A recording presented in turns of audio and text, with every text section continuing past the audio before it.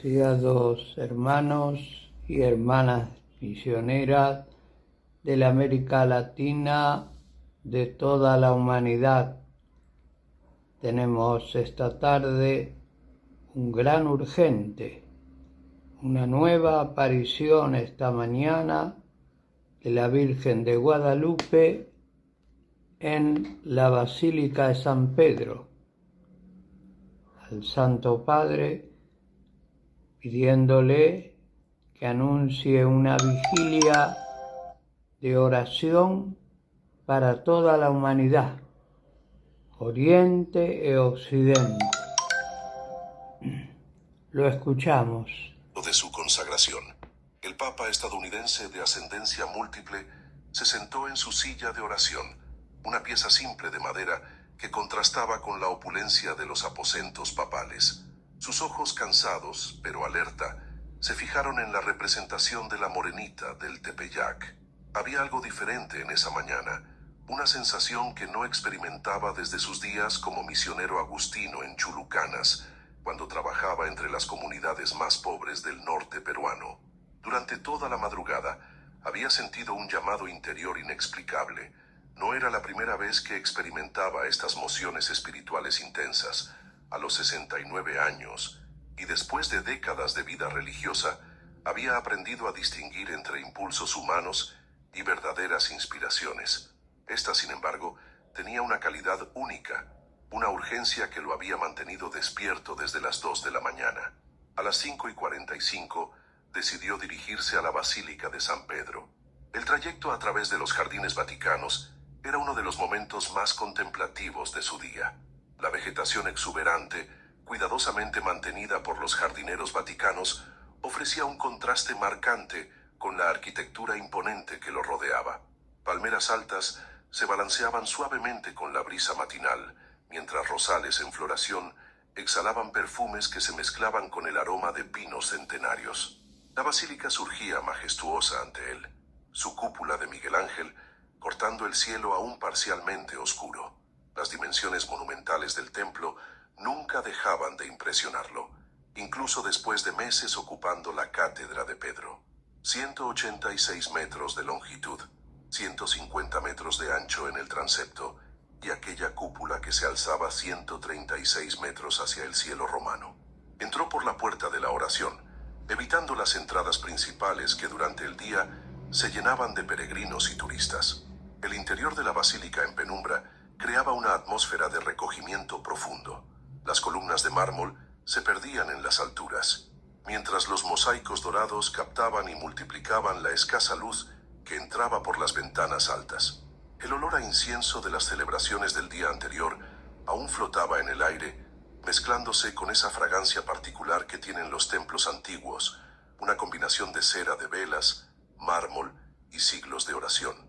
Se dirigió hacia el altar mayor, donde descansaban los restos de San Pedro bajo el baldaquino de Bernini. El bronce dorado de la estructura monumental parecía cobrar vida propia en la penumbra, sus columnas salomónicas retorciéndose hacia arriba como si fueran llamas petrificadas. León XIV se arrodilló en el presbiterio, sobre las baldosas de mármol que habían soportado las rodillas de 266 papas antes que él.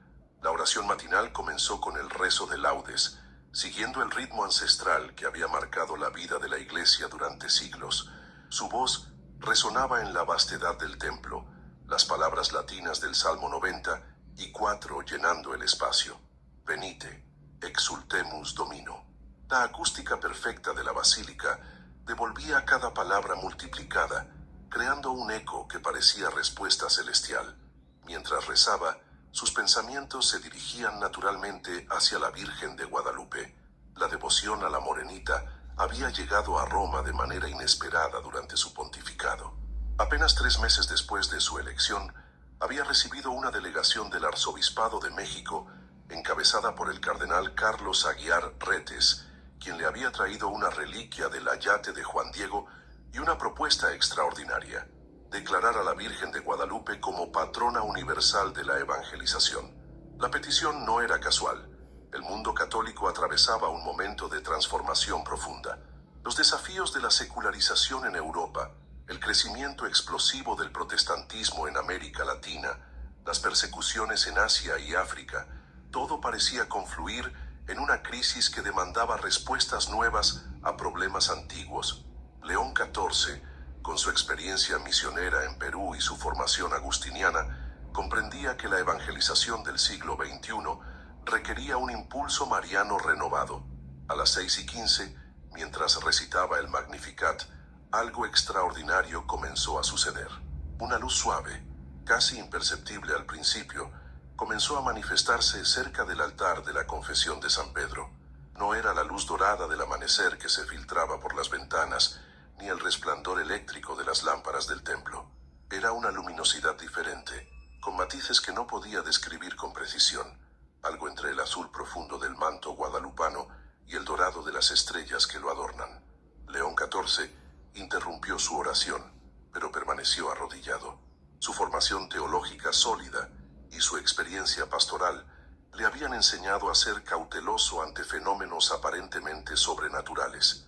Durante sus años en Perú, había presenciado muchas manifestaciones de religiosidad popular que la gente interpretaba como milagrosas, y había aprendido a discernir entre fervor piadoso y auténticas gracias extraordinarias. La luz continuó intensificándose gradualmente. No proyectaba sombras como la luz natural, sino que parecía emanar una claridad uniforme que no encandilaba los ojos. León XIV notó que su respiración se había vuelto más profunda y pausada, y una sensación de paz extraordinaria se extendía por todo su ser. Era similar a lo que había experimentado durante sus retiros espirituales más profundos, pero amplificado de manera que nunca antes había sentido. A las 6:20, la luminosidad había alcanzado una intensidad que iluminaba completamente el área del altar mayor. León XIV pudo distinguir con claridad cada detalle del baldaquino de Bernini, cada veta del mármol del altar, cada letra de las inscripciones latinas que decoraban el presbiterio. Pero lo más extraordinario era que esa luz no se extendía más allá de un perímetro de aproximadamente 20 metros. El resto de la basílica permanecía en la penumbra habitual de la hora matinal. Fue entonces cuando comenzó a percibir algo más que luz. Un aroma sutil pero distintivo empezó a llenar el aire. El perfume de rosas de Castilla mezclado con un toque de copal, exactamente como describían las crónicas del siglo XVI sobre las apariciones del Tepeyac. León XIV había visitado la Basílica de Guadalupe en México City durante su época como prior general de los agustinos y recordaba vívidamente ese aroma característico que los devotos asociaban con la presencia de la Virgen. Su corazón comenzó a latir con más fuerza, pero no por miedo, sino por una expectación creciente. Todas sus experiencias místicas anteriores palidecían ante lo que estaba experimentando. Durante su noviciado agustiniano, había estudiado extensamente los escritos de los grandes místicos de la orden, San Agustín mismo, pero también Santo Tomás de Villanueva y San Alonso de Orozco. Conocía las descripciones clásicas de los fenómenos místicos extraordinarios, pero nunca había imaginado que llegaría a experimentar algo semejante. A las 6:25, mientras el aroma de rosas se intensificaba, León XIV escuchó algo que lo estremeció hasta lo más profundo de su ser. Era una voz, tan clara como si alguien estuviera hablando a su lado, pero al mismo tiempo parecía resonar desde algún lugar infinitamente lejano y cercano a la vez. La voz hablaba en español, con el acento suave y musical que él recordaba de las ancianas indígenas de los Andes peruanos que había conocido durante sus años misioneros. Hijo mío más pequeño, escucha y entiende bien que no es nada lo que te espanta y aflige. No se turbe tu corazón. No estoy yo aquí que soy tu madre. No estás bajo mi sombra y resguardo. No soy yo la fuente de tu alegría. No estás en el hueco de mi manto, en el cruzar de mis brazos. León XIV reconoció inmediatamente las palabras. Eran idénticas a las que, según la tradición, la Virgen de Guadalupe había dirigido a Juan Diego en el Cerro del Tepeyac el 12 de diciembre de 1531. Las había escuchado miles de veces durante las celebraciones guadalupanas en Perú, las había meditado en sus retiros espirituales, las había proclamado en homilías, pero ahora las escuchaba como si fuera la primera vez, cargadas de una fuerza y una ternura que lo conmovían. conmovían hasta las lágrimas. La voz continuó, pero ahora las palabras eran diferentes a las del relato tradicional del Nican Mopohua. León, pastor según mi corazón, ha llegado el tiempo de una nueva evangelización. Como Juan Diego fue mi mensajero en el Tepeyac, tú serás mi instrumento para llevar mi maternal cuidado a todos los pueblos de la tierra. La imagen que se grabó en el ayate de mi hijo predilecto ahora se grabará en los corazones de todos mis hijos dispersos por el mundo. León XIV sintió que sus fuerzas se desvanecían, no por debilidad, sino por la intensidad de lo que estaba experimentando. Se aferró al reclinatorio de mármol para no caer completamente postrado. Toda su formación teológica, todo su sentido práctico forjado en años de administración eclesiástica, luchaba contra la realidad de lo que estaba viviendo. Pero al mismo tiempo, la paz que lo envolvía era tan profunda que disipaba cualquier duda o temor. La luz continuaba emanando desde el área del altar, y León XIV pudo distinguir gradualmente una forma en el centro de esa luminosidad. No era nítida como una fotografía, sino más bien como una imagen vista a través de una bruma dorada. Pero los contornos eran inconfundibles. La figura de una mujer joven de piel morena, vestida con un manto azul estrellado y una túnica rosada, las manos juntas en oración, la cabeza ligeramente inclinada en actitud de humilde intercesión. A las 6:30, la visión alcanzó su mayor claridad. León XIV pudo ver los detalles que conocía de memoria por las descripciones del ayate, las estrellas del manto correspondientes a las constelaciones visibles sobre el Valle de México el día de las apariciones, los rayos de luz que rodeaban toda la figura, la luna creciente bajo los pies descalzos, el ángel que sostenía el manto. Pero también percibía detalles que nunca había notado en las reproducciones de la imagen, la expresión de infinita ternura en el rostro, los matices de color imposibles de reproducir, y sobre todo, esa sensación de que la figura no era simplemente una imagen, sino una presencia viva y real. Mi hijo querido, continuó la voz, ahora con una dulzura que parecía envolver no solo sus oídos, sino todo su ser. Durante 500 años he velado sobre mis hijos de América. Ahora el mundo entero necesita experimentar mi cuidado maternal. Tú proclamarás mi mensaje, que soy la madre de todos los pueblos, que bajo mi manto encuentran refugio todas las naciones, que mi amor no conoce fronteras ni diferencias de raza, cultura o condición social.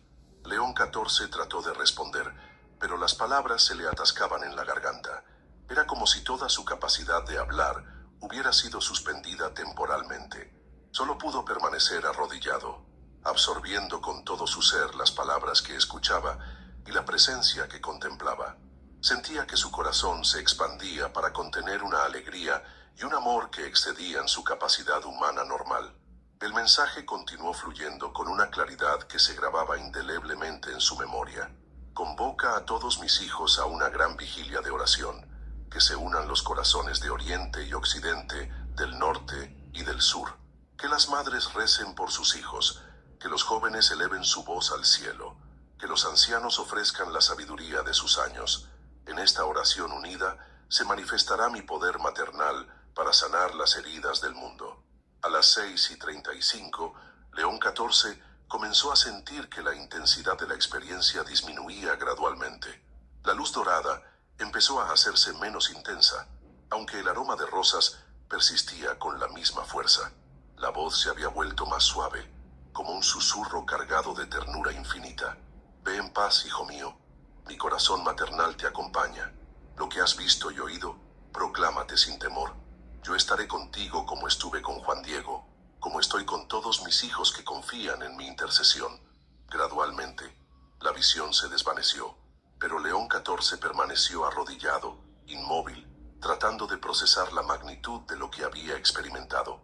El silencio que siguió no era vacío, sino denso de presencia. Aunque ya no veía la luminosidad extraordinaria, ni escuchaba la voz maternal, sentía con certeza absoluta que no había estado solo, que había sido testigo de algo que trascendía completamente el orden natural de las cosas. A las 6:40 finalmente pudo incorporarse.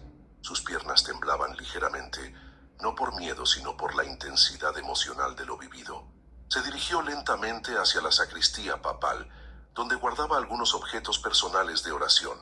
Necesitaba registrar inmediatamente todo lo que había experimentado antes de que los detalles comenzaran a difuminarse en su memoria. La experiencia había sido tan vívida, tan real, que temía que al intentar describirla, perdiera la precisión de cada palabra, cada matiz de luz, cada nota del aroma que aún persistía sutilmente en el aire. En un cuaderno de tapas de cuero marrón que siempre llevaba consigo, el mismo que había usado durante sus años en Perú para anotar reflexiones teológicas y experiencias pastorales, comenzó a escribir con letra temblorosa pero precisa. La disciplina intelectual forjada durante décadas de estudio y ministerio se impuso sobre la emoción, permitiéndole documentar cada detalle con la meticulosidad de un investigador científico. Mientras escribía, León XIV reflexionaba sobre las implicaciones de lo que había vivido. Su formación teológica en el Instituto Patrístico Augustinianum de Roma había incluido estudios exhaustivos sobre fenómenos místicos extraordinarios. Conocía las reglas del discernimiento espiritual establecidas por San Juan de la Cruz y Santa Teresa de Ávila, los criterios que la Iglesia había desarrollado a lo largo de los siglos para distinguir entre experiencias auténticamente sobrenaturales y manifestaciones de origen psicológico o incluso diabólico. La paz profunda que había experimentado, la concordancia perfecta del mensaje con la doctrina católica, el fruto espiritual inmediato de mayor amor a Dios y deseo de servir a la Iglesia, todos estos elementos apuntaban hacia la autenticidad de la experiencia. Pero León XIV sabía que la prudencia exigía someterse al discernimiento de teólogos competentes y especialistas en fenómenos místicos antes de tomar cualquier decisión pastoral basada en lo vivido. A las 7:05 terminó de escribir el relato detallado, 20 páginas de letra pequeña pero legible, que capturaban no solo los hechos objetivos, sino también las sensaciones interiores, las emociones experimentadas, los pensamientos que habían cruzado por su mente durante la visión. Al releer sus notas, se sorprendió por la coherencia y precisión del mensaje recibido. No había ambigüedades ni contradicciones, sino una claridad que parecía sobrehumana. El llamado a convocar una vigilia mundial de oración resonaba con particular fuerza en su corazón. Durante sus meses como papa, había sentido crecientemente la necesidad de impulsar iniciativas que unieran a los católicos de todo el mundo en un esfuerzo evangelizador renovado. La polarización que afectaba a muchas sociedades, las guerras que ensangrentaban diferentes continentes, la crisis de fe que experimentaban las iglesias locales en diversas regiones, todo parecía confluir en una situación que demandaba una respuesta espiritual de dimensiones planetarias. León XIV recordó las palabras de su predecesor, el Papa Francisco, quien en una de sus últimas conversaciones privadas le había expresado su preocupación por lo que llamaba la fragmentación de la comunión eclesial. El Papa argentino había observado que los católicos del siglo XXI, a pesar de estar más conectados tecnológicamente que nunca, experimentaban una creciente sensación de aislamiento espiritual. Las diferencias culturales, políticas e incluso teológicas parecían generar divisiones donde debería haber unidad en la diversidad. A las 7:15, León XIV salió de la sacristía y se dirigió hacia la capilla del Santísimo Sacramento, donde acostumbraba a hacer su acción de gracias después de experiencias espirituales significativas. El pequeño espacio, decorado con mosaicos dorados que representaban escenas eucarísticas, ofrecía la intimidad necesaria para una oración más profunda y personal. Se arrodilló ante el sagrario, cuya puerta de bronce dorado reflejaba la luz matinal que entraba por las ventanas laterales.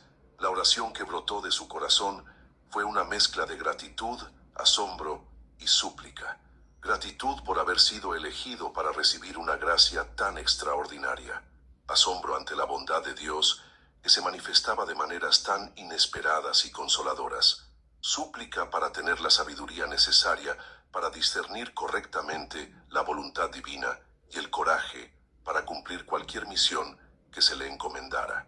Mientras oraba, comenzó a considerar los aspectos prácticos de lo que había escuchado. Convocar una vigilia mundial de oración no era una decisión que pudiera tomar unilateralmente. Requería consultar con la Secretaría de Estado, coordinar con las conferencias episcopales de todo el mundo. Continuamos enseguida, queridos hermanos.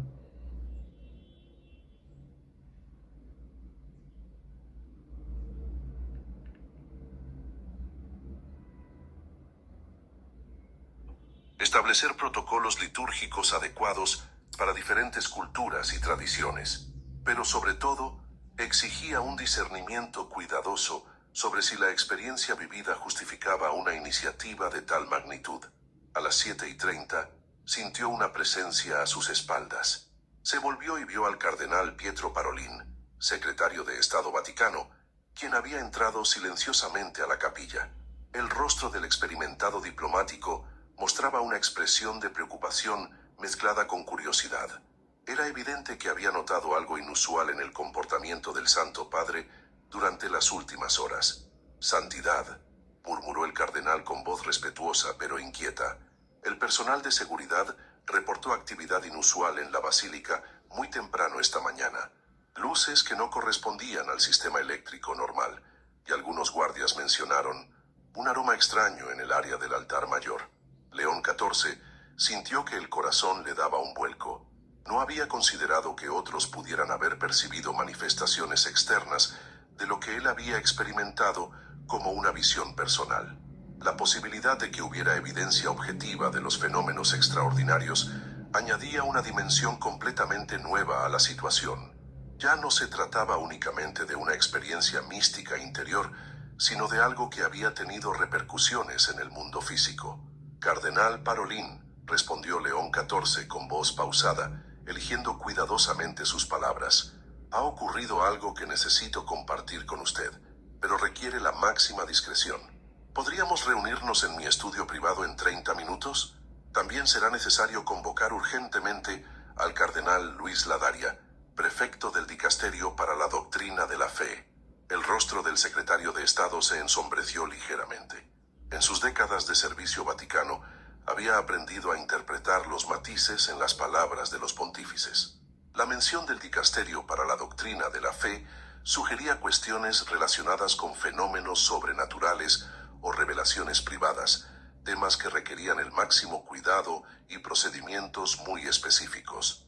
Por supuesto, Santidad, el cardenal Ladaria se encuentra actualmente en Roma. ¿Debo pedirle que cancele sus compromisos de la mañana? Sí, es necesario, y también solicite la presencia del cardenal Marc Ouellet y del padre José Funes, director del Observatorio Vaticano. Necesitaremos perspectivas tanto teológicas como científicas para evaluar adecuadamente lo que ha ocurrido. León XIV se levantó del reclinatorio y caminó hacia la puerta de la capilla. El cardenal Parolin lo siguió en silencio, respetando la evidente necesidad de reflexión del Santo Padre. Mientras cruzaban los pasillos que conducían a los aposentos papales, León XIV notó que el aroma de rosas que había percibido durante la visión aún persistía sutilmente en el aire, aunque parecía concentrarse principalmente en las áreas por donde él había caminado. A las 8:15, León XIV se encontraba en su estudio privado, un espacio acogedor decorado con libros teológicos, fotografías de sus años misioneros en Perú y una pequeña colección de arte religioso latinoamericano. En el centro del escritorio de madera oscura reposaba el cuaderno donde había registrado su experiencia, abierto en la página donde había transcrito las palabras exactas escuchadas durante la visión. Mientras esperaba la llegada de los cardenales convocados, León XIV revisó mentalmente todo lo que había vivido, buscando cualquier detalle que pudiera haber pasado por alto en su registro inicial. La experiencia había sido tan rica en matices que temía no haber captado completamente todas sus dimensiones. Recordó especialmente la insistencia de la voz maternal en la importancia de la unidad en la oración, como si la eficacia de la vigilia propuesta dependiera no solo de la cantidad de participantes, sino de la calidad de su comunión espiritual. El teléfono de su escritorio sonó a las 8 en punto. Era el cardenal Parolin informando que los prelados convocados habían llegado y esperaban en la antecámara. León XIV se irguió en su silla, consciente de que los próximos minutos marcarían el inicio de un proceso que podría tener repercusiones históricas para la Iglesia Universal, pero también sentía una paz profunda, la misma que había experimentado durante la visión, confirmándole que estaba actuando según la voluntad divina. «Hágalos pasar», dijo con voz firme pero serena. El cardenal Luis Ladaria fue el primero en entrar, seguido por el cardenal Marc Ouellet y el padre José Funes. Sus rostros mostraban esa mezcla de curiosidad y preocupación que caracteriza a los eclesiásticos experimentados cuando son convocados urgentemente sin conocer el motivo. León XIV los invitó a sentarse en los sillones de cuero, dispuestos en semicírculo frente a su escritorio. «Hermanos», comenzó León XIV con voz pausada pero cargada de emoción contenida. «Esta mañana he vivido una experiencia que consideró necesario compartir inmediatamente con ustedes. Se trata de un fenómeno que, de ser auténtico, podría tener implicaciones profundas para el ministerio petrino y para la vida de toda la Iglesia». Los rostros de los cardenales se tensaron ligeramente. En sus años de servicio en la curia romana, habían enfrentado numerosas situaciones delicadas, desde supuestas apariciones marianas hasta revelaciones privadas de dudosa autenticidad. Sabían que estos temas requerían un equilibrio extremadamente delicado entre la apertura a la acción de Dios y la prudencia necesaria para proteger la fe de los católicos de posibles engaños. León XIV tomó el cuaderno de su escritorio y comenzó a leer con voz clara y pausada el relato completo de su experiencia matinal. A medida que avanzaba en la narración, pudo observar cómo las expresiones de sus oyentes pasaban de la sorpresa inicial a una atención concentrada y finalmente a una mezcla de asombro y reflexión profunda. Ninguno interrumpió el relato, respetando la solemnidad del momento. Cuando terminó de leer, un silencio denso llenó el estudio. El cardenal Ladaria fue el primero en hablar con la voz cuidadosa del teólogo experimentado, acostumbrado a evaluar fenómenos extraordinarios. «Santidad, la experiencia que describe presenta las características que tradicionalmente asociamos con las visiones auténticas: coherencia doctrinal, frutos espirituales positivos y conformidad con las manifestaciones marianas reconocidas por la Iglesia. Sin embargo, la prudencia exige que sigamos los protocolos establecidos para el discernimiento de estos fenómenos». El padre Funes, desde su perspectiva científica, añadió: «Los fenómenos luminosos reportados por el personal de seguridad son particularmente interesantes. Si podemos documentar evidencia física objetiva, tendríamos elementos adicionales para el proceso de verificación». León XIV asintió gravemente. «Estoy completamente dispuesto a someterme a cualquier proceso de discernimiento que consideren necesario, pero también debo confesarles que siento una urgencia interior muy fuerte respecto al mensaje recibido. La convocatoria a una vigilia mundial de oración resuena en mi corazón con una fuerza que no puedo ignorar». El cardenal Ouellet, con su experiencia en asuntos marianos, intervino con tono reflexivo. «La devoción a la Virgen de Guadalupe ha mostrado a lo largo de los siglos una capacidad extraordinaria para unir pueblos y culturas diversos. Si la experiencia de su santidad es auténtica, podríamos estar ante un llamado providencial para enfrentar las divisiones que afligen al mundo contemporáneo». La conversación continuó durante más de una hora, explorando todos los aspectos de la experiencia y sus posibles implicaciones. Se acordó establecer una comisión de investigación discreta, integrada por teólogos, científicos y expertos en fenómenos místicos, que examinaría exhaustivamente tanto la experiencia subjetiva del Papa como cualquier evidencia física que pudiera haberse producido. A las 9:15, cuando los cardenales se retiraron para iniciar los procedimientos acordados, León XIV se quedó solo en su estudio. Por las ventanas que daban a la plaza de San Pedro, podía ver cómo los primeros grupos de peregrinos comenzaban a congregarse para la audiencia general del domingo. La vida normal del Vaticano continuaba su curso, mientras él cargaba con el peso de una experiencia que podría cambiar el rumbo de su pontificado. Decidió regresar brevemente a sus aposentos privados para cambiarse las vestiduras. La túnica blanca que había usado durante la oración matinal conservaba sutilmente el aroma de rosas que había percibido durante la visión. Era un detalle que no había mencionado a los cardenales, pero que confirmaba una vez más la realidad objetiva de lo experimentado. Mientras se vestía con las ropas papales para la audiencia pública, reflexionaba sobre la extraordinaria responsabilidad que había recaído sobre sus hombros. A las 9:30 se dirigió hacia el aula Pablo VI, donde tendría lugar la audiencia general dominical. El trayecto por los... Aquí nos detenemos, queridos hermanos, para luego continuar. Vamos a continuar, tenemos tiempo y hemos cancelado, como dice el Santo Padre, algunas otras cosas, pero aquí nos encontramos ante otra revelación extraordinaria de Nuestra Señora de Guadalupe, y nada más y nada menos que para informar y sugerirle al Santo Padre que haga un llamado universal, una vigilia de oración por la unidad de todas las comunidades de Oriente y de Occidente.